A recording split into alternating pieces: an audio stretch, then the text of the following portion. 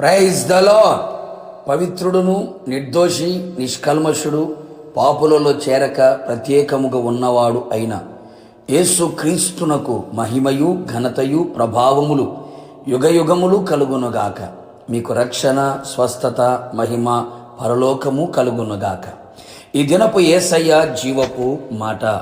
రోమీయులకు రాసిన పత్రిక 5వ అధ్యాయం 8వ వాక్య భాగము.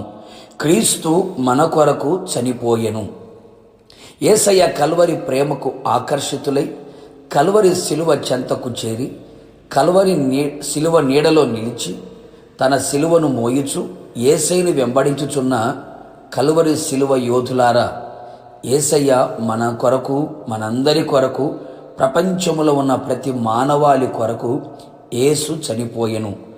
ఆయన మానవాళి కొరకు మరణించుట ప్రపంచమునకు ప్రయోజనము.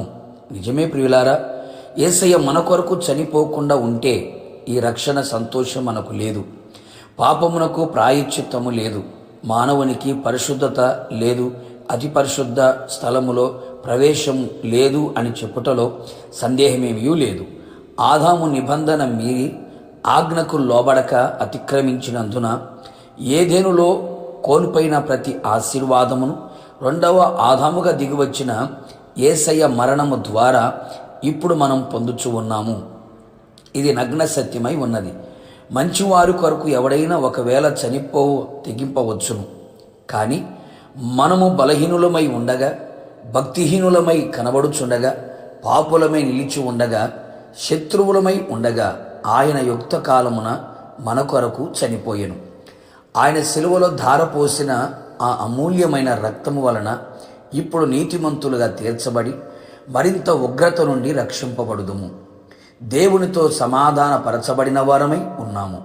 శిలువ మనకు విలువని ఇచ్చింది.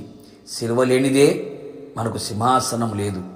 యేసయ్య సింహాసనమును విడిచి శిలువకు దిగివచ్చి ఉన్నాడు.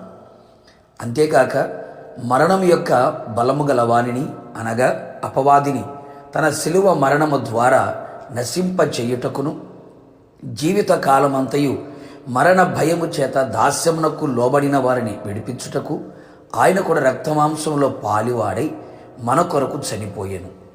యేసయ్య మరణము మన ఎడల ఆయనకున్న ప్రేమను చూపించుచున్నది. ఆయన మన మంచి కాపరి గనక గొర్రెలమైన మన కొరకు ప్రాణము పెట్టెను. నిత్య జీవమును ఇచ్చెను. సింహాసనమునకు ఆయన మనను చేర్చును. లేఖనము ప్రకారం క్రీస్తు మన పాపముల నిమిత్తమై మృతి పొందెను, సమాధి చేయబడెను.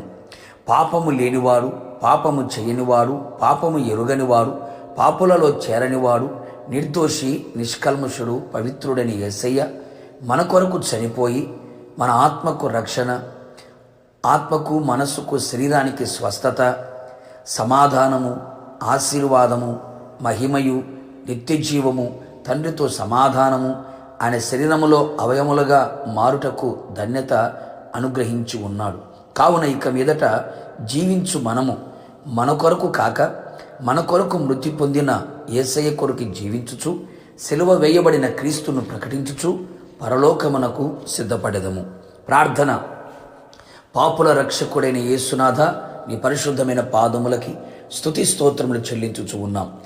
మీరు మా కొరకు మరణించట ద్వారా, మీరు మా కొరకు చనిపోవుట ద్వారా మాకు ప్రయోజనమే. సింహాసనమును విడిచి సిలువకు దిగవచ్చి ఉన్నారు.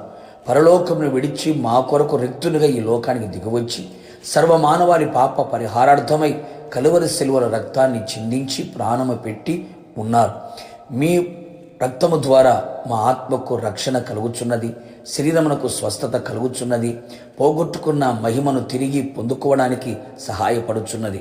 మేమందరము కూడా మీ సిలువ చెంతకు చేరి సిలువ నీడను ఆశ్రయించి సిలువను మోయిచు నిత్య రాజ్యములో చేరు వరకు మీ కృపను మెండుగా దయచేయమని యేసు నామములో అడిగి పొందుకొని ఉన్నాము తండ్రి, ఆమెన్. నిశ్చయముగా మీకు, మీ కుటుంబ సభ్యులందరికీ క్రీస్తు రక్తములో ఉన్న రక్షణ, ఆశీర్వాదం, మహిమ, స్వస్థత, సమాధానం యుగయుగములు కలుగునుగాక. God bless you. మీ అందరికీ మంచి శుక్రవారపు శుభము కలుగునుగాక.